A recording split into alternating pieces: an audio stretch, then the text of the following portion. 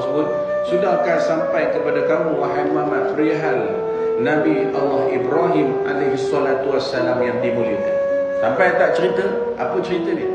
Ketika mereka masuk dapatkannya, lalu memberi salam kepada Nabi Ibrahim. Nabi Ibrahim jawab salam, salam sejahtera.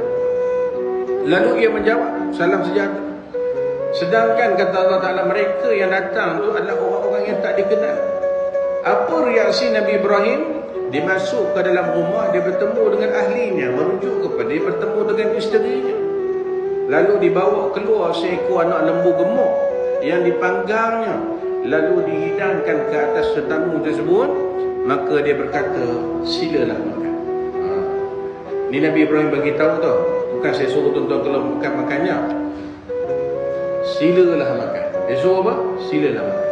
Allah, tuan-tuan, yang datang bagi salam tekan loceng tu, buka-buka, siapa dia ni? Tapi dia tak pernah mengecewakan. Sila, ahlan wa sahlan, wa marhaban, masuk kalau awak.